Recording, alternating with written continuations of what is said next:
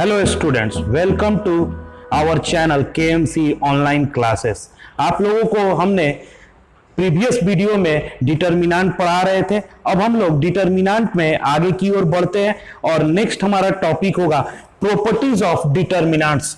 बहुत important topic है, इसको बहुत ध्यान से कीजिएगा। डिटर्मिनेंट का सबसे इंपॉर्टेंट टॉपिक होगा प्रॉपर्टीज ऑफ डिटर्मिनेंट्स, इसलिए प्लीज इस वीडियो को बहुत अच्छे से देखिए, बार बार देखिए और इस वीडियो को, क्योंकि ये बहुत इंपॉर्टेंट टॉपिक है। आइए हम लोग देखते हैं पहला प्रॉपर्टी। लेकिन पहले इसको देखने के पहले क्यों जरूरी है प्रॉपर्टी, इसका यूज किया जाएगा डिटर्मिनेंट को सॉल्व करने के लिए, जनरली ऑर्डर 3 के डिटर्मिनेंट को सॉल्व करने के लिए। ऑर्डर 3 का डिटर्मिनेंट का एक्सपेंशन बड़ा होता है और कभी कभी जब उसमें एल्जेब्रिक फंक्शन दिए रहेंगे तो उसका एक्सपेंशन बहुत बड़ा होगा। अगर हम लोग प्रॉपर्टीज यूज करेंगे तो उससे ये डिटर्मिनेंट को सॉल्व करना थोड़ा इजी हो जाता है, इसलिए प्रॉपर्टीज यूज किया जाता है। और बहुत सारे क्वेश्चंस में इसमें साफ लिखा रहता है, using properties of determinant solve the determinant. साफ क्वेश्चन है, तो वहां पे आपको प्रॉपर्टीज यूज करना है। तो आपको एक एक करके मैं प्रॉपर्टीज बता रहा हूं, उस प्रॉपर्टीज को पहले समझिए, फिर हम इस पे क्वेश्चन करेंगे तो आपको इजी से समझ में आ जाएगा। तो सबसे पहला प्रॉपर्टीज होता है जो आपके बोर्ड पे, properties first, if each entry in any row, प्रत्येक एलिमेंट्स रो के और प्रत्येक एलिमेंट्स कॉलम के, each entry in any column of a determinant को जनरली लोग डेल्टा से डिनोट करते हैं, इज जीरो। इस लाइन का मतलब होता है बाबू कि अगर एक डिटर्मिनेंट दिया हुआ उसके किसी एक रो का और या किसी एक कॉलम का सारे एलिमेंट्स जीरो हों तो उस डिटर्मिनेंट्स का वैल्यू जीरो होता है। जैसे देखिएगा, मान लीजिए एक एग्जांपल है, एग्जांपल के तौर पे मैंने ये डिटर्मिनेंट लिखा हुआ है। इसका देखिए R2 का सारा एलिमेंट्स जीरो है। अगर आप इस R2 के थ्रू सॉल्व कीजिएगा तो वैल्यू जीरो आएगा। जैसे आप लोग सॉल्व करना शुरू किया तो हमने क्या बताया, पहले इसको साइन चाहिए, प्लस माइनस, तो ये कितना हो जाएगा, -0। और ये इस रो और इस कॉलम को डिलीट कर दीजिए, 1 5 4 2, फिर +0। आप इस रो और इस कॉलम को डिलीट कर दीजिए, 3 5 2 -2 प्लस -0 तो 3 1 2 4, 3 1 2 4। अब देखिए जीरो से कोई भी मल्टीप्लाई होगा टोटल जीरो आ जाएगा। तो बाबू इतना करने का जरूरत नहीं है, इस चीज को करना जरूरत नहीं है। आप अगर देख रहे हैं सारा एलिमेंट किसी भी रो या किसी भी कॉलम में सारे एलिमेंट्स जीरो हैं तो उसका डिटर्मिनेंट डायरेक्ट जीरो लिखिए, ये करने का जरूरत नहीं है, डायरेक्ट जीरो। जैसे एक नेक्स्ट एग्जांपल, मान लीजिए आपको ऐसा दिया हुआ है, जैसे मान लीजिए लिखा हुआ है 1 2 3, 0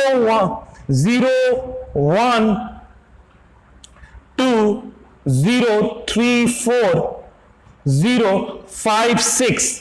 अब इसका पूछे कि वैल्यू क्या होगा, आप डायरेक्ट लिख दीजिए इसका वैल्यू जीरो होगा, डायरेक्ट लिख दीजिए इसका वैल्यू जीरो होगा, क्योंकि सारे C1 के एलिमेंट्स जीरो हैं तो इसका वैल्यू जीरो होगा। तो क्या पहला प्रॉपर्टी आप लोग समझे, एक सिंपल सी बात आप लोगों ने समझा कि अगर each elements of any row और each elements of any row, each column, any column is zero, then value of determinant is equal to 0।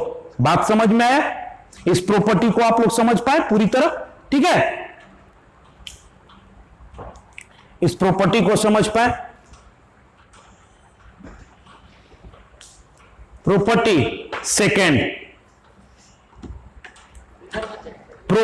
Second, आइए प्रॉपर्टी सेकेंड को देखते हैं। द वैल्यू ऑफ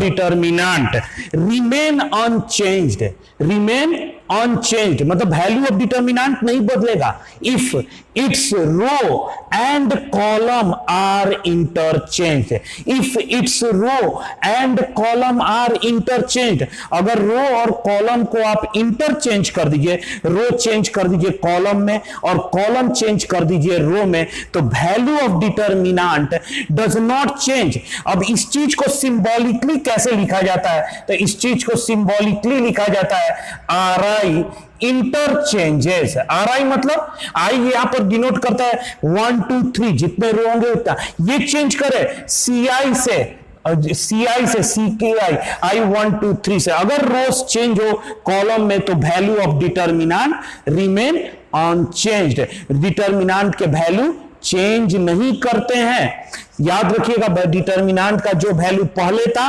वही वैल्यू रहता है। जैसे एक एग्जांपल के तौर पे लीजिएगा, एग्जांपल के तौर पे लीजिएगा, मान लीजिए एक मैं डिटर्मिनेंट लिखता हूं 2 4 1 -1 0 1 डेल्टा 1 है, मान लीजिए डेल्टा 1 डिटर्मिनेंट 1 2 1। अब इसका आपको डिटर्मिनेंट बाबू निकालना होगा सपोज, तो क्या कीजिएगा, इसका डिटर्मिनेंट निकाल, किसके थ्रू एक्सपेंड करना अच्छा रहेगा, तो हम लोग इसके R2 के थ्रू एक्सपेंड करना, प्लस माइनस प्लस माइनस, ठीक है, प्लस माइनस प्लस माइनस। अब इसको एक्सपेंड कीजिए, माइनस माइनस प्लस 1 हो गया, ये रो और ये रो डिलीट हो गया, 4 1 2 1। अब ये प्लस 0 लिखना कोई जरूरी नहीं है, -1 लिखिए, -1 -1 क्या होगा, ये और ये आपका चला गया 2 4 1 2।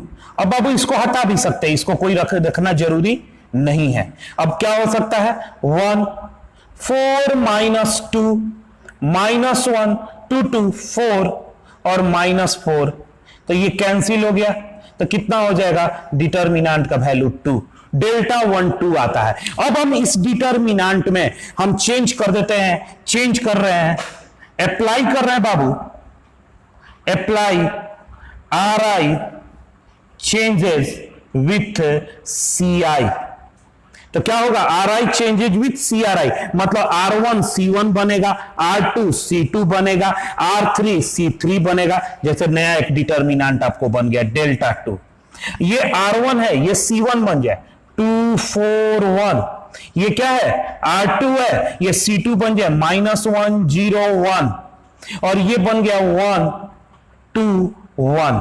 अब आप इसको फिर से सॉल्व करके देखिए, सॉल्व करके किसके थ्रू आप एक्सपेंड कीजिएगा, तो इसी के थ्रू बेटर होगा एक्सपेंड करना, इसके थ्रू भी करिए, कोई दिक्कत नहीं, expand, plus minus plus minus, क्या हो जाएगा बाबू, माइनस माइनस प्लस, ये रो और ये रो गया 4 2 1 1, ये कितना हो जाएगा, -1 ये रो और ये कॉलम गया 2 4 1 2, थोड़ा ध्यान दीजिएगा, 1 4 -2 -1 4 -4, ये कैंसिल हो गया, ये कितना हो गया 2, देखिए डेल्टा 2 भी आ गया, hence delta 1 is equal to delta 2, delta 1 is equal to delta 2। अब आपको यहां पर बाबू एक नोट समझ में आना चाहिए, नोट बहुत इंपॉर्टेंट नोट लिखवा रहे हैं, नोट को थोड़ा ध्यान दीजिएगा बाबू। ये तो पता चल गया कि rows changes with column, column changes with row, मतलब value of determinant remain same, ये बात समझ में आ गया आपको। अब देखिए, रो को कॉलम में चेंज करना, कॉलम को रो में चेंज करना, इसको क्या बोलते हैं, अगर कोई आपको एक मैट्रिक्स दिया हुआ है, एक मैट्रिक्स ए दिया हुआ, उसका रो को कॉलम में चेंज कीजिए और कॉलम को रो में चेंज कीजिए, इसको क्या बोलते हैं, ट्रांसपोज। याद होगा मैट्रिक्स के चैप्टर में बताएं, रो को कॉलम में चेंज करना और कॉलम को रो में चेंज करना, उसको ट्रांसपोज कहते हैं। समझ गए बात को, मतलब आपको क्या पता चल रहा है, if A is a square matrix, square matrix, याद रखिए बाबू, square matrix, then then determinant of A is equal to determinant of its transpose. Most important part next chapter, इससे पहले वाले भी चैप्टर में भी ये प्रॉपर्टी बताए थे, अभी इस प्रॉपर्टी का एक सही एक्सप्लेनेशन आपके सामने है कि ट्रांसपोज का जितना डिटर्मिनांट होता है उतना ही उस मैट्रिक्स का भी डिटर्मिनांट होता है। पर इस प्रॉपर्टी को आप समझ गए? क्या ये प्रॉपर्टी था? एक बार रिवीजन कीजिए कि the value of determinant remain unchanged. Value of determinant नहीं बदलेगा। कब? रो को कॉलम में आप चेंज कीजिएगा, और रो को कॉलम में चेंज करना ट्रांसपोज कहलाता है। मतलब ट्रांसपोज का जो डिटर्मिनांट होगा वही वैल्यू ऑफ मैट्रिक्स का डिटर्मिनांट होगा। ठीक है, और आप लोगों को एग्जांपल के थ्रू मैंने ये समझाने की कोशिश किया है कि जैसे डेल्टा 1 का 2 डिटर्मिनांट आ रहा है, डेल्टा 2 का भी 2, मतलब दोनों का डिटर्मिनांट में कोई चेंज नहीं होता है। अगर आपको जरूरत है रो को कॉलम में चेंज करना, कॉलम को रो में चेंज कीजिए, value of determinant remain same. ठीक है, अब आइए प्रॉपर्टी 3। अब आइए प्रॉपर्टी 3 पढ़ते हैं। प्रॉपर्टी 3 बहुत इंपॉर्टेंट प्रॉपर्टी है, थोड़ा ध्यान दीजिएगा। इफ एनी 2 रोज और कॉलम, मतलब कोई 2 रो या कोई 2 column of a determinant are interchange, मतलब 2 रो को आपस में चेंज कीजिए या 2 कॉलम को आपस में चेंज कीजिए। जैसे R1 को R2 से चेंज कीजिए, या R1 को R3 से चेंज कीजिए, या C1 को C2 से चेंज कीजिए, या C1 को C3 से चेंज कीजिए। Then sign of determinant is change, then sign determinant का चेंज होगा। अगर पहले वो डिटर्मिनांट पॉजिटिव वैल्यू दे रहा था तो अब वो देगा निगेटिव, अगर पहले वो निगेटिव था तो अब क्या हो जाएगा? पॉजिटिव होगा। तो इसको कैसे सिंबॉलिकली लिखिएगा? Ri चेंजेस, चेंज का ये साइन है RJ, या CI changes CJ, CI changes CJ। जैसे मान लीजिए एक एग्जांपल के तौर पे हम इसको आपको समझाते हैं बाबू, देखिएगा। मान लीजिए आप किसके थ्रू एक्सपेंड करना चाहते हैं, सपोज आप इस बार भूल गए जीरो को, अब हम मन है कि मान लीजिए हम इसके थ्रू एक्सपेंड करना चाहते हैं, कर दीजिए, क्या दिक्कत है? ये प्लस, इसका माइनस, इसका प्लस, क्या होगा बाबू? 2, ये और ये गया 0 4 5 -7, ये कितना होगा? -6, -6, ये देखिए -3 5 5 -7 और +1, ये क्या हो जाएगा? -3 5 0 4, क्या होगा? सॉल्व कीजिएगा 2, 0 इंटू -7 0, -20, -6 21 -25, +1 -12 -0, तो ये कितना हो जाएगा? -40, ये कितना हो जाएगा? -4, तो ये कितना हो जाएगा? -6 और -4, तो ये हो जाएगा 24। ठीक है बाबू, और ये कितना हो जाएगा? -12, तो कितना हो जाएगा? -12, तो ये इसमें से हो गया, तो ये आपका आ जाएगा -28, -28, ये कितना हो जाएगा? -28, इसका डिटर्मिनेंट -28। अब मान लीजिए आपको जरूर मन है कि अप्लाई करते हैं इसमें, अप्लाई, सपोज आपको मन किया कि नहीं सर हम इसका इंटरचेंज करके इस प्रॉपर्टी को समझने के लिए हम इसमें अप्लाई कर रहे हैं इस प्रॉपर्टी को। मान लीजिए आप, ये है आपका C1, ये क्या है? C2, इंटरचेंज कर दीजिए position, C1 interchanges with C2, मन किया तो एक नया डिटर्मिनेंट बाबू बना, एक नया डिटर्मिनेंट बना -3 0 5 2, इसको हटा दीजिएगा, ये साइन नहीं है, 2 6 1 2 6 1, ये यहां पर चला गया, और 5 4 -7 -7। अब इसको एक्सपैंड, मान लीजिए आप इसी के थ्रू एक्सपैंड करना चाहते हैं, तो ये क्या हो जाएगा? प्लस माइनस प्लस, तो ये क्या होगा? प्लस माइनस माइनस, -3, ये और ये गया 6 4 1 -7, इस जीरो का लिखना कोई जरूरी नहीं है, +5, ये और ये गया 2 5 6 4 -3 -7 -6 -4, ठीक है, और प्लस 5, ये कितना 4 8 और ये कितना 6 इंटू 5 30, तो -3 इंटू -46 और प्लस 5 इंटू ये कितना हो जाएगा -22। तो इसको कीजिएगा माइनस माइनस प्लस, माइनस ये देखिए 28, देखिए साइन इंटरचेंज हो गया, साइन इंटरचेंज हो गया बाबू। मतलब अगर इसे डेल्टा 2 ले लीजिएगा, एक नया डिटर्मिनेंट बना है डेल्टा 2, सॉरी डेल्टा 2, तो डेल्टा 2 का वैल्यू क्या दिख रहा है आपको? डेल्टा 2 का वैल्यू जो दिख रहा है minus of delta 1, minus of delta 1, minus of delta 1।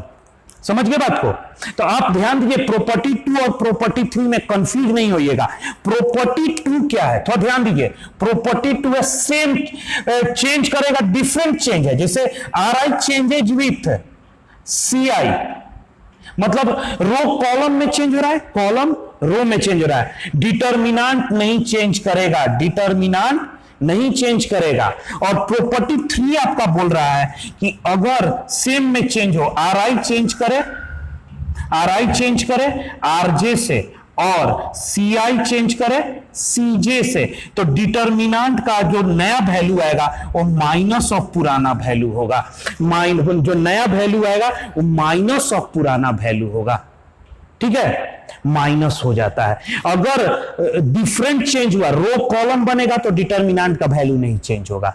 अगर रो रो में चेंज हुआ, कॉलम कॉलम में, तो पूरे जो नया डिटर्मिनेंट बनेगा वो पहले वाले डिटर्मिनेंट का माइनस वैल्यू होगा। बात समझ में आया?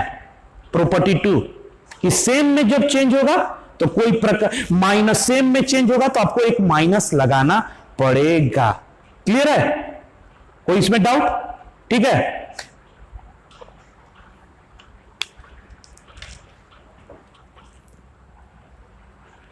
अब आइए प्रॉपर्टी 4, इफ एनी 2 रोज, कोई 2 रो और कॉलम, मत दोनों की बात कर रहा है, या तो 2 रो या column of a determinant are identical. इसका क्या मतलब होता है? इसका मतलब भी लिखा गया है, all corresponding elements are same.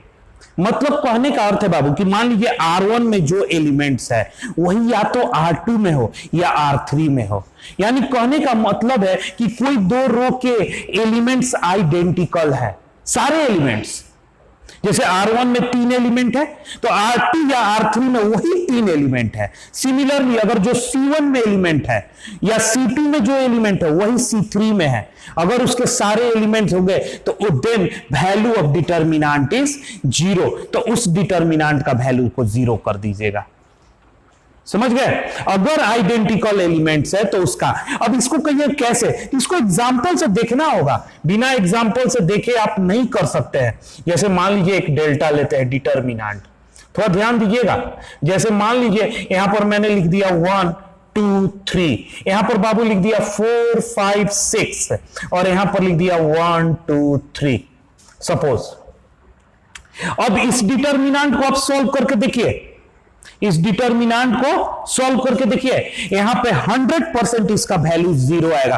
कारण क्या है कि R1 is equal to R2, R1 is equal to R2, R1 is equal to R2। अगर R1 का वैल्यू R2 के इक्वल है तो आपका इसका value R1 is equal to R3।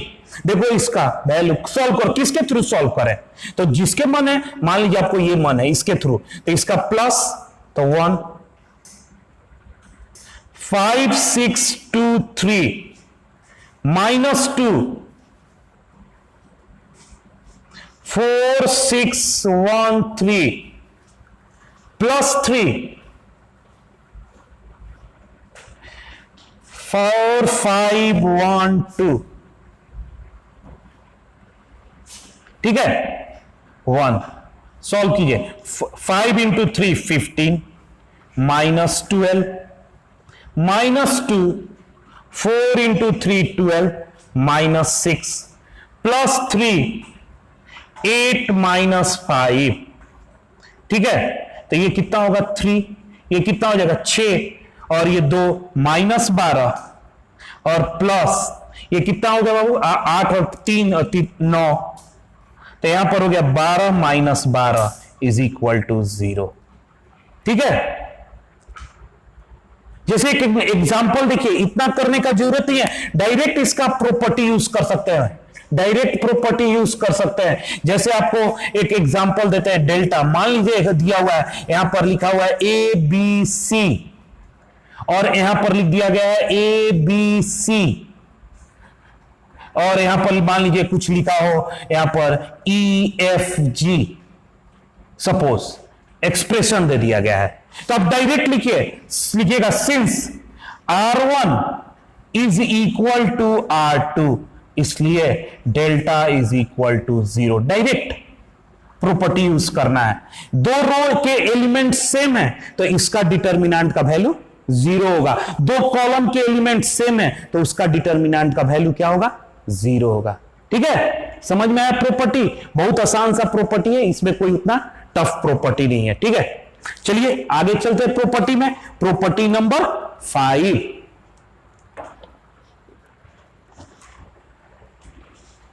अब आइए प्रॉपर्टी 5। ठीक है, प्रॉपर्टी 5 को थोड़ा देखिएगा। If each element of a row और a column, each element of a row or a column of a determinant is multiplied by k, then its value gets multiplied by k। मतलब अगर आप किसी भी रो और किसी भी कॉलम में किसी एलिमेंट से मल्टीप्लाई करें, सारे एलिमेंट किसी भी नंबर या किसी भी क्वांटिटी से मल्टीप्लाई करते तो उतना टाइम उसका डिटर्मिनेंट इंक्रीज कर जाता है। जैसे मान लीजिए कि हमने एक डेल्टा ले लिया है, ये एक डिटर्मिनेंट लिया है, अभी इसको मल्टीप्लाई करेंगे और इसके किसी भी रो या कॉलम में एक में के से मल्टीप्लाई करके देखेंगे कि उसका डिटर्मिनेंट क्या आता है। तो मान लीजिए ये है, तो इसको मान लीजिए आप इसके थ्रू एक्सपेंड कर दिए बाबू, सपोज, तो इसका साइन चाहिए प्लस, तो A1 ये कितना हो जाएगा B2 C2 B3 C3, ये कितना हो जाएगा -A2 B1 C1 B3 C3 plus A3 B1 C1 B2 C2। ठीक है, तो यहां पर A1 कितना आ गया B2 C3 minus B3 C2 minus A2 B1 C3 minus B3 C1। ठीक है, plus A3 B1 C2 minus B2 C1, ये आपका निकल गया डेल्टा 1 का वैल्यू बाबू। अब आइए डेल्टा 1 निकल गया, हम लोग अप्लाई करते हैं इसमें। क्या अप्लाई करते हैं? मैं मान लीजिए अप्लाई कर लेता हूं, मुझे मन है अप्लाई करते हैं इसमें। मान लीजिए ये C1 है, C1 को मैं चेंज कर रहा हूं K टाइम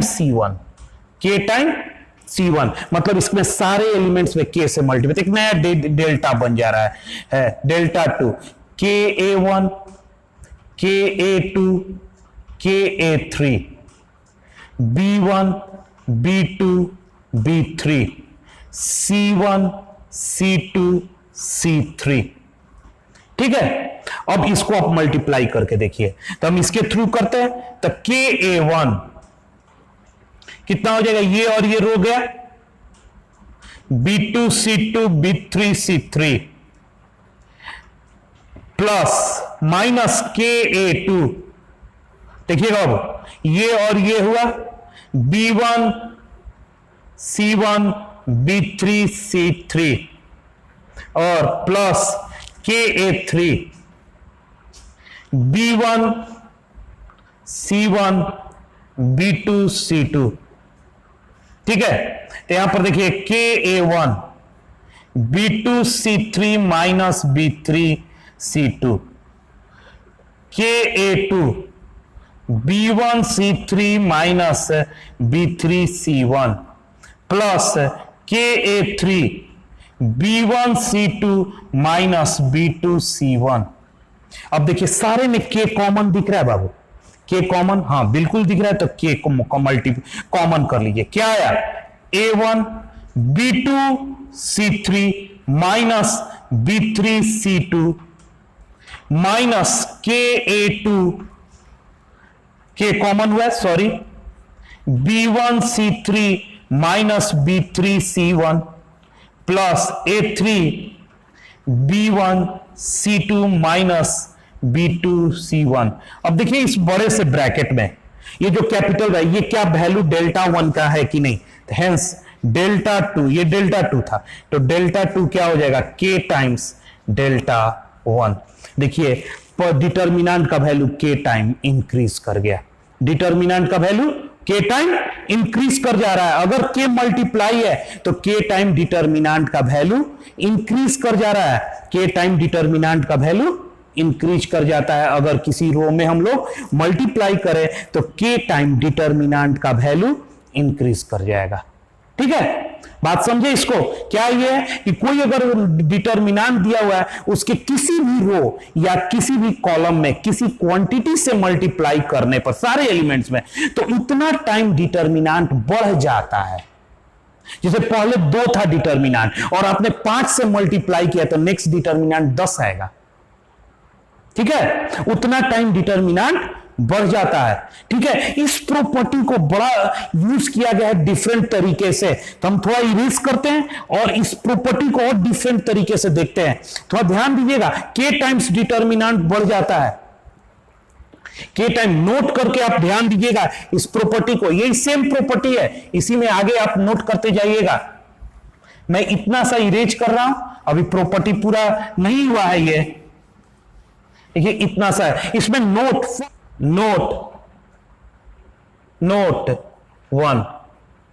1 देखिएगा, जैसे K A1 है, K B1 है, K C1 है, A2 है, B2 है, C2 है, A3 है, B3 है, C3 है।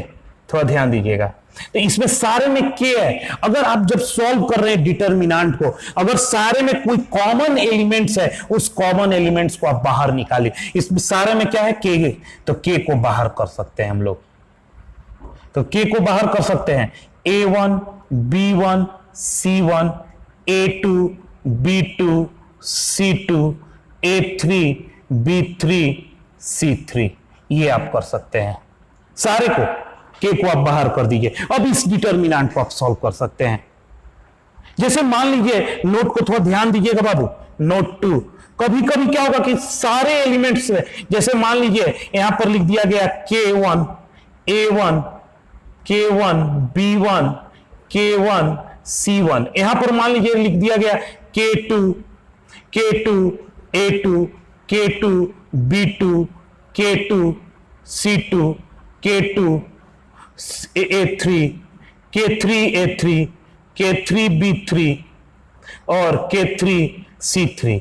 ध्यान दीजिएगा, तो इसमें क्या कॉमन हो सकता है, सारे में K1 है तो यहां से K1 निकाल लीजिए। इसमें क्या कॉमन हो सकता है, अरे सारे में K2 है तो K2 भी बाहर आ जाए। इसमें सारे में क्या है, K3 है तो K3 को बाहर, जो बच गया भीतर डिटर्मिनेंट लिख दीजिए।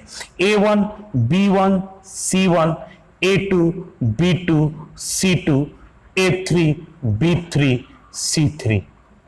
समझ रहे, सेम प्रॉपर्टी है। इस सेम प्रॉपर्टी का था, अगर K टाइम्स ये डिटर्मिनेंट है, इसमें किसी से K टाइम इसको, तो इसका डिटर्मिनेंट K टाइम बड़ा हो गया। ये जैसे मान लीजिए इसका वैल्यू 5 है, तो इसमें आपने मल्टीप्लाई किया तो ये 5K है, तो दोनों कब बराबर हो गई, तो 5K है और ये 5 है, तो इसमें अगर K मल्टीप्लाई कर दे तो ये भी 5K हो जाएगा। तो इसी तरीके से है, अगर सब में है तो कॉमन करके हम लोग सॉल्व कर सकते हैं। समझिए बात को, कॉमन करके आप इसको सॉल्व कर सकते हैं। देखिएगा नोट 3 को बाबू ध्यान रखिएगा, नोट 3 आपको याद होगा, एक मैंने आप लोगों को प्रॉपर्टी कराया था कि अगर K इंटू A है, कोई मैट्रिक्स है, तो इसको आप लोग, इसका डिटर्मिनेंट A एक मैट्रिक्स है, स्क्वायर मैट्रिक्स, तो K के पावर N डिटर्मिनेंट A लिख सकते हैं, where N is the order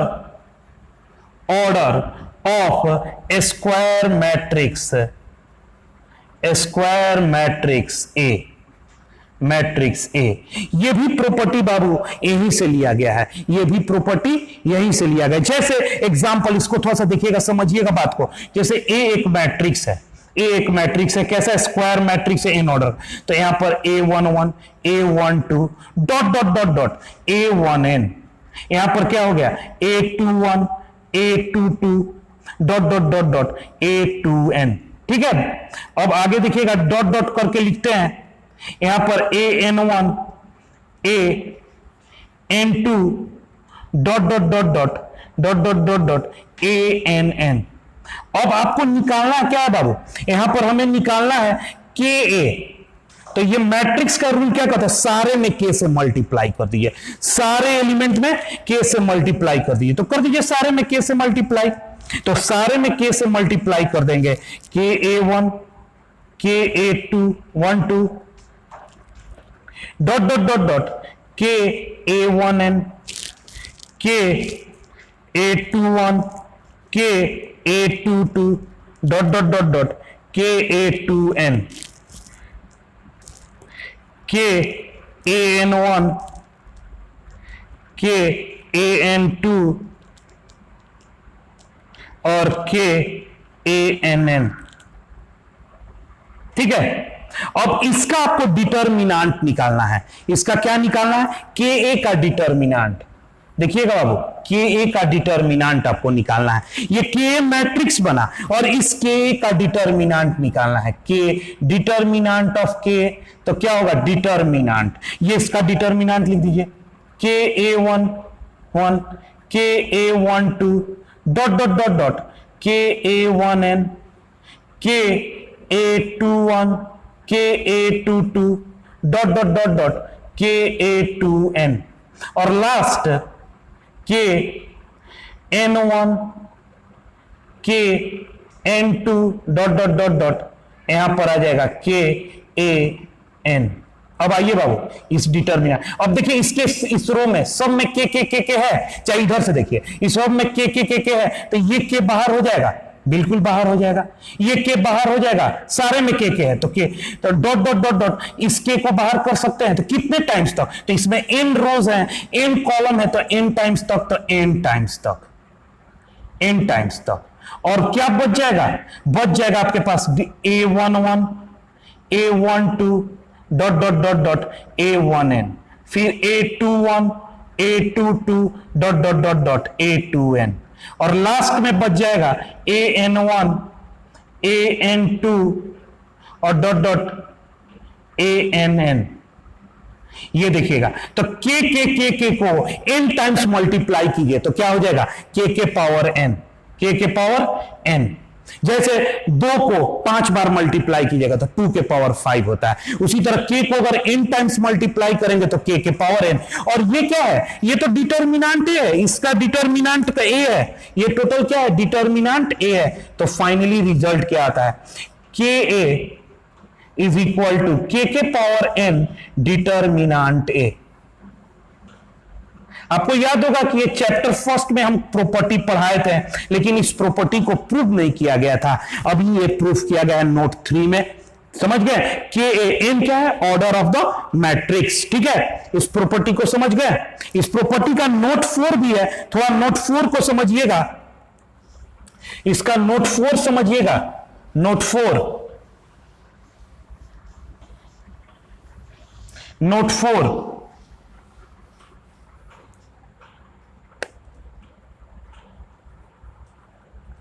note 4 को बाबू समझिएगा, बहुत इंपॉर्टेंट प्रॉपर्टी है नोट 4। नोट 4 को समझिएगा। मान लीजिए यहां पर लिखा हुआ है KA1, KA2, KA3। ठीक है, यहां पर लिखा हुआ है B1, B2, B3। यहां पर लिखा हुआ है A1, A2, A3। थोड़ा समझिएगा, ऐसा कुछ दिया रहेगा, कुछ मल्टीप्लाई करके एक दिया गया रहेगा। तब बताइए इसमें से क्या कॉमन निकल सकता है, इसमें से क्या कॉमन निकल सकता है, तो K। तो इसमें से हमने एक में से K को कॉमन कर दिया, क्या बच गया A1, A2, A3, B1, B2, B3, C1, C2, A1, A2, A3। ठीक है, अब थोड़ा ध्यान दीजिएगा, के कॉमन हो गया। अब देखिए कोई प्रॉपर्टी याद आ रहा है इसके पहले? हाँ, इसके पहले प्रॉपर्टी पढ़ाए थे। ये क्या है? Since C1 is equal to C2, तो इसका डिटर्मिनेंट क्या होगा? 0। तो K into 0 that is equal to 0। ऐसा आपको करना पड़ेगा। ऐसा एनसीईआरटी में बहुत सारा क्वेश्चन दिया हुआ है इस प्रॉपर्टी में। एक एग्जांपल इस प्रॉपर्टी पे देते हैं, एनसीईआरटी का एक क्वेश्चन सॉल्व करते हैं आप लोग को। एक क्वेश्चन फर्स्ट होगा, एक एनसीईआरटी का क्वेश्चन सॉल्व करते हैं। क्वेश्चन फर्स्ट देखिएगा बाबू, इवैल्यूएट डिटर्मिनेंट 102, 18, 36, 1, 3, 4, 17, 3, 6। देखिएगा बहुत इजी डिटर्मिनेंट है इसको। अब बताइएगा कोई ऐसा को है क्या? ये देखिए बहुत बड़ा नंबर दिख रहा है। 17 में कितना से मल्टीप्लाई करेंगे? 102 हो जाएगा 6। तो इसको क्या बाबू ऐसे लिख सकते हैं? इसको 17 इंटू 6। इसमें कितना से, ये देखिए ये कितना 6 मल्टीप्लाई, इसमें 3 में कितना से मल्टीप्लाई, तो इसको हम लोग लिख सकते हैं 3 इंटू 6, और इसको लिख सकते हैं 6 इंटू 6। ये देखिएगा 1, 3, 4, 17, 3, 6। कहां पे कॉमन फैक्टर दिख रहा है? यहां पे हमें कॉमन फैक्टर दिख रहा है, तो 6 कॉमन हो जाएगा। 6 कॉमन हो जाएगा तो क्या बचेगा? 17, 3, 6, 1, 3, 4, 17, 3, 6। अब देखिए R1 is equal to R3, आप लिख सकते हैं 6 into 0 that is equal to 0। कारण क्या है? Since R1 is equal to R3। बस आंसर 0। इस डिटर्मिनेंट का वैल्यू कितना आएगा? 0। इस प्रॉपर्टी को समझे, ये बहुत इंपॉर्टेंट प्रॉपर्टी है, इसको ध्यान में रखिएगा। इसको थोड़ा सा रिवाइंड करके इस वीडियो को, इस पार्ट को जरूर देखिएगा 1 से 2 बार। ये प्रॉपर्टी बहुत इंपॉर्टेंट है, इसमें बहुत सारे बात को हमने आपको बताया। ठीक है, अब आइए आगे चलते हैं प्रॉपर्टी 6 को। अब आइए प्रॉपर्टी 6 को भी थोड़ा ध्यान से देखिएगा। अब सारे प्रॉपर्टी बहुत इंपॉर्टेंट है। जैसे 6 नंबर, if all elements of a row और ए कॉलम, सारे एलिमेंट्स किसी रो के या किसी कॉलम के of a determinant are expressed as the sum of 2 or more terms. ऐसा हो कि ऑल एलिमेंट्स किसी रो का और किसी कॉलम का 2 या 2 से अधिक टर्म्स का सम हो, या डिफरेंस, सम में डिफरेंस आ जाता है हो, then determinant can be express as a sum of 2 or more determinant. तो अब आप उस डिटर्मिनेंट को उस रो और उस कॉलम के थ्रू एक्सप्लिट कर देंगे 2 डिटर्मिनेंट में। जैसे देखिए इसका जो R1 है, ये R1 को बाबू थोड़ा ध्यान से देखिएगा, इस R1 को, R1 में 2 है तो ये R1 के थ्रू 2 डिटर्मिनेंट बनेगा, मतलब 2 डिटर्मिनेंट होगा, उनके बीच में प्लस का साइन होगा और R1 अलग होगा। देखिए पहला जो डिटर्मिनेंट होगा इसका वैल्यू इक्वल टू आप कर सकते हैं। पहले डिटर्मिनेंट में A1, A2, A3 आएगा, A1, A2, A3 आएगा, और दूसरे बाकी सब सेम होगा। ये वाला उतार दीजिए, B1, B2, B3, C1, C2, C3, और प्लस, अगर यहां पर प्लस है तो ये प्लस दे दीजिए, माइनस है तो प्लस। नेक्स्ट का ये lambda 1, lambda 2, lambda 3, lambda 1, lambda 2, lambda 3, और देखिए B1, B2, B3, C1, C2, C3।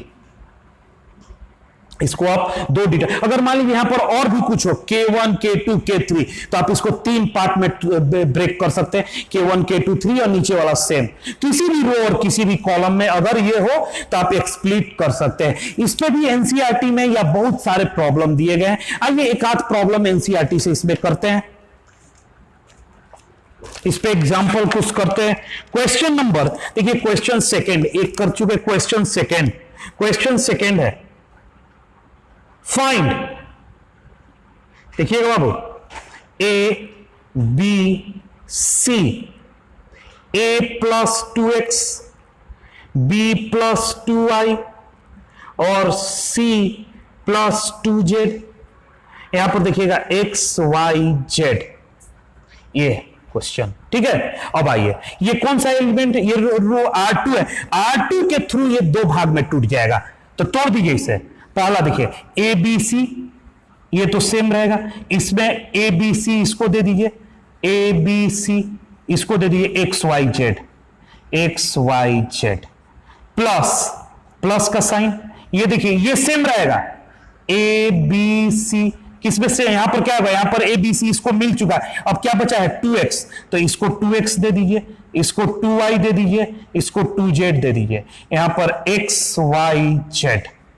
ठीक है, अब देखिएगा यहां इसके लिए बाबू यहां पर लिख दीजिएगा ब्रैकेट में, ये क्या है R1, since R1 is equal to R2 है, तो इसका डिटर्मिनेंट 0 हो गया, इसका डिटर्मिनेंट 0 प्लस, देखिए इसमें 2 सारे में है तो कॉमन कर दीजिए, 2 को कॉमन कर लीजिए, ABC XYZ। अब देखिए बाबू यहां पर भी देखिए R2 is equal to R3 है, तो 0 प्लस 2 इंटू 0 क्या हो जाएगा, यहां पर ब्रैकेट में लिख दीजिएगा R2 is equal to R3, तो आंसर क्या कितना हो गया 0, आंसर इसका क्या हो गया 0, इस डिटर्मिनेंट का आंसर क्या है 0। यूजिंग प्रॉपर्टी के थ्रू इसको सॉल्व करने में, अगर आप इसको एक्सपेंड करके देखिएगा इतना बड़ा अलजेब्रा जाएगा कि आपको गलती हो सकता है, लेकिन प्रॉपर्टी के थ्रू ये बहुत आसानी से सॉल्व हो जाता है।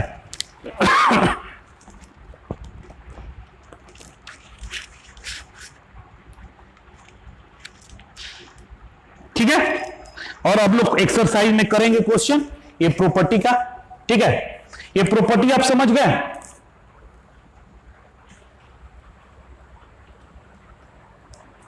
प्रॉपर्टी 7 को देखते हैं, बहुत इंपॉर्टेंट प्रॉपर्टी है, बहुत बार यूज होगा, बहुत बार, थोड़ा ध्यान से देखिएगा इस प्रॉपर्टी को, इस प्रॉपर्टी को हम लोग बार बार यूज करेंगे बाबू।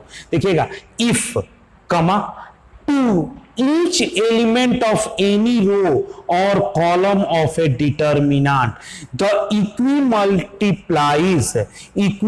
multiplies of corresponding elements of other row or column are added, then the value of determinant remain the same।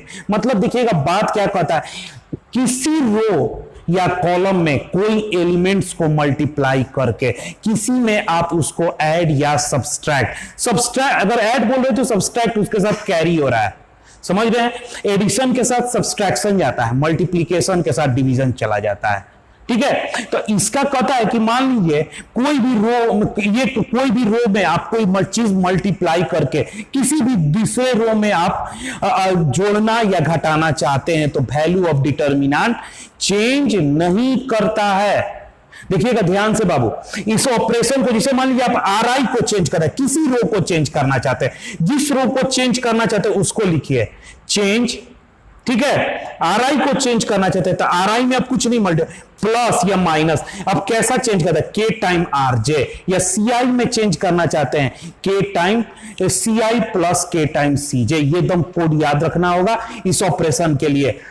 जैसे मान लीजिए ये एक डिटर्मिनेंट है, सपोज आप अप्लाई कर रहे हैं बाबू, अप्लाई कर रहे हैं, मान लीजिए आपको मन है, अप्लाई हमने कर दिया, मेरा ही मन मान के चलिए कि मैं कर रहा हूं कि नहीं, R1 में मैं चेंज करना चाहता हूं, कैसा चेंज करना चाहते हैं आप R1 में, तो R1 लिख दिए, हम इसमें प्लस करना चाहते हैं क्या, जैसे मैं K टाइम R3 करना चाहता हूं, K टाइम R3, तो एक नया डिटर्मिनेंट आपको दिख रहा है डेल्टा टू क्या दिखेगा R1, यहां पर A1 K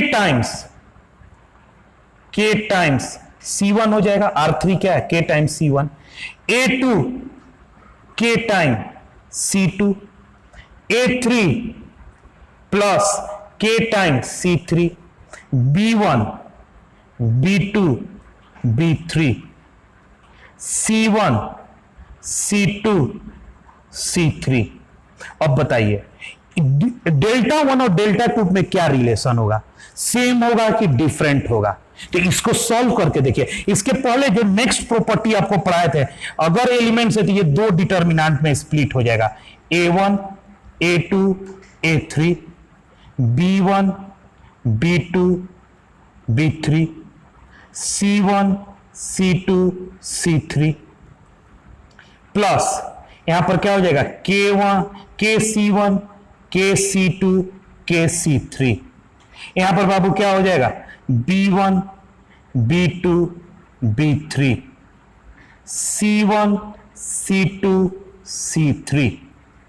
ठीक है, थोड़ा ध्यान दीजिएगा, ये आपका चल रहा है डेल्टा 2 और डेल्टा 2 इज इक्वल टू, ये आइएगा, ये किसका वैल्यू है, ये तो डेल्टा 1 का वैल्यू है, डेल्टा 1। ये डिटर्मिनेंट किसका वैल्यू है, डेल्टा 1 का, प्लस प्लस, देखिए इसमें k मल्टीप्लाई है बाबू, तो k कॉमन हो जाएगा, क्या बचेगा C1 C2 C3 B1 B2 B3 C1 C2 C3।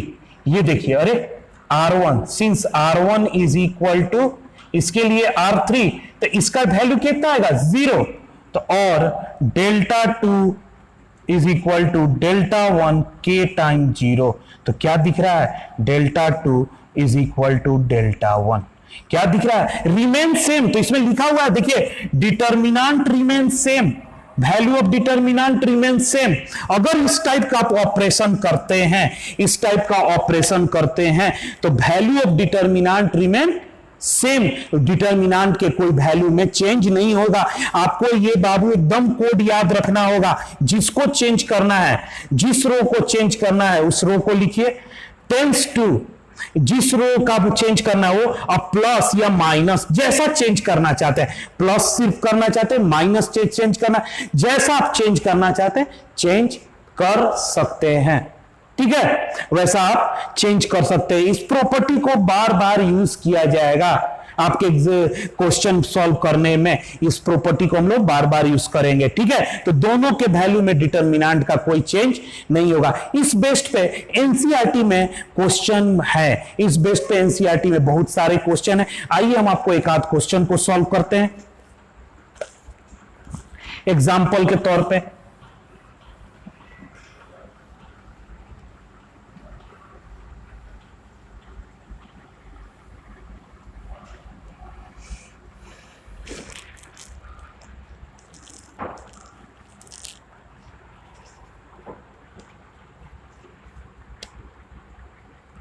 Question 3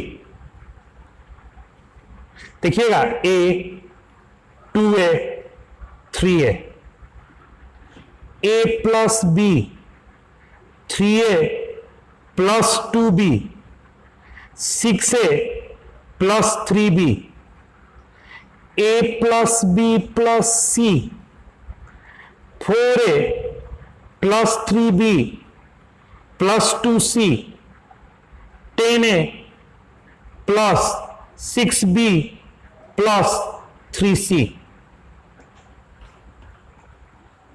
अब थोड़ा बाबू देखिएगा, अगर आप नहीं प्रॉपर्टी यूज करके डायरेक्ट एक्सपैंड करना शुरू करें, बहुत बड़ा एलजेब्रा होगा और इसका आंसर भी आ जाएगा, लेकिन बहुत बड़ा एलजेब्रा होगा, लेकिन प्रॉपर्टी यूज कीजिएगा तो ये क्वेश्चन आसानी से सॉल्व होगा।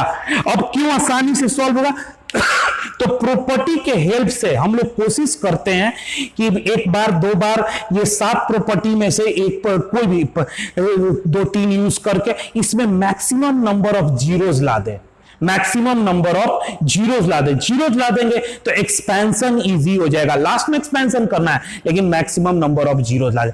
अब देखिए बाबू, यहां पर ध्यान दीजिएगा, इस ये रो को यहां पर क्या है a, अगर इस रो में यहां पर 2 को 2 से मल्टीप्लाई कर दे तो 2a और इसको उठा के यहां पर सब्सट्रैक्ट कर दे तो ये कितना हो जाएगा 0 हो जाएगा। तो इस रो में एक 0 आ गया। वही काम अगर इसमें 3 से मल्टीप्लाई करके इसको उठा के यहां पर सब्सट्रैक्ट कर दे तो ये भी 0 हो जाएगा। तो बताइए इस कॉलम में 2 0 मिल जाएगा तो सिर्फ इसके थ्रू आप एक्सपेंड कर दीजिएगा, क्योंकि डिटर्मिनेंट का तो वैल्यू चेंज नहीं होगा। तो मान लीजिए ये क्या है, आपको R2 को चेंज करना चाहते हैं, R2 को चेंज करना चाहते हैं, ध्यान दीजिएगा, अप्लाई कर रहे हैं, हम अप्लाई कर रहे हैं बाबू, R2 को चेंज करना चाहते हैं, R2 ठीक है, टेंस टू, कैसा चेंज करना चाहते हैं R2 को, तो -2 times R1, 2 times R1, 2 times, देखिए R1 में कोई चेंज नहीं होगा, R1 में कोई चेंज नहीं होगा, ओनली R2 चेंज होगा, R2 चेंज होगा, R1 वही रहेगा। एंड फिर एक और चेंज करना चाहते हैं, ये है R3, R3 में चेंज करना चाहते हैं। कैसा चेंज करना चाहते हैं? R3 minus 3 times R1, R1 में कोई चेंज नहीं होगा, तो आइए इक्वल टू, ये इसके इक्वल है, अप्लाई, ये प्रॉपर्टी अप्लाई करने के बाद डिटर्मिनेंट का वैल्यू नहीं चेंज हो रहा है, इसलिए मैं इस डिटर्मिनेंट के इक्वल लिख रहा हूं। देखिए R1 में कोई चेंज नहीं है, a प्लस बी और a प्लस बी प्लस सी। थोड़ा ध्यान दीजिएगा, अब देखिए यहां पर लिख रहे हैं 2a, R2 का वैल्यू कितना है 2a और माइनस 2 इंटू ए, तो ये हो जाएगा 0। अब देखिए R2 कितना है 3a प्लस 2b, अब इसमें माइनस 2a से 2 से गुना कीजिए, माइनस 2a माइनस 2b, बाबू कितना हो गया, ये 2b cancel, 2a minus 3a कितना, 3a माइनस 2a कितना हो जाएगा a। गुड, ठीक है, इसको हटाइए। अब देखिएगा थोड़ा ध्यान से, यहां पर R2 कितना है 4a plus 3b plus 2c minus 2a, तो 2R1, तो इसको 2 से multiply, 2a minus 2b minus 2c, देखिए ये और ये कैंसिल, 4a में से 2a गया तो कितना बचा 2a प्लस 3b में से 2b गया, कितना बचा b। ठीक है, नेक्स्ट देखिएगा, नेक्स्ट देखिएगा, नेक्स्ट ये अप्लाई होगा, R3 चेंज हो रहा है, लिखा गया है R3 change, 3a minus 3a 0। अब देखिएगा नेक्स्ट R3 क्या है 6a प्लस 3b, अब minus 3R1 minus 3a minus 3b, तो कैंसिल, 6a में से 3a गया तो ये कितना हो जाएगा 3a। ठीक है, अब देखिएगा इधर थोड़ा ध्यान से बाबू, R3 10a plus 6b plus 3c minus 3a minus 3b minus 3c, cancel हो गया, 10a में 3a गया 7a और 6b में 3b गया 3b। अब देखिए, अब ये डिटर्मिनेंट आपको दिख रहा है बहुत इजी, क्योंकि इसमें 2 रो आ गए, सिर्फ इसका एक्सपेंशन कर दीजिए, ये प्लस साइन के साथ है a, क्या होगा ये और ये डिलीट हो गया, क्या बच गया a 2a plus b 3a 7a plus 3b, बहुत इजी एक्सपेंशन है। a क्या होगा, ये दोनों मल्टीप्लाई होंगे, a into 7a plus 3b minus 3a into 2a plus b। ठीक है, तो a, अब इसको मल्टीप्लाई कीजिए तो 7a स्क्वायर प्लस 3ab, और देखिए माइनस 6a स्क्वायर और माइनस 3ab। थोड़ा बाबू ध्यान दीजिएगा, 3ab cancel, 7a square minus 6a square a square और a into a square is equal to a cube. Answer समझे इस क्वेश्चन को? इस क्वेश्चन को थोड़ा सा वीडियो को रिवाइंड करके बार बार देखिए, इस प्रॉपर्टी को आपको बात समझ में आएगा। अगर आप इसको एक्सपेंड करके भी एक बार घर पे देखिए डायरेक्ट किसी रो के, आप देखिएगा ये इतना आसानी से बन गया, सहूलियत में बन गया, आपका बहुत बड़ा अलजेब्रा होगा और आप इस चीज को गलती कीजिएगा। लेकिन प्रॉपर्टी यूज कीजिएगा तो देखिए इस प्रॉपर्टी के बाद साफ लिखा हो डिटर्मिनेंट रिमेन सेम, तो हमने इक्वल टू का इसका जो वैल्यू होगा वही इसका होगा, और एक्सप्लेनेशन के बाद ये आ गया।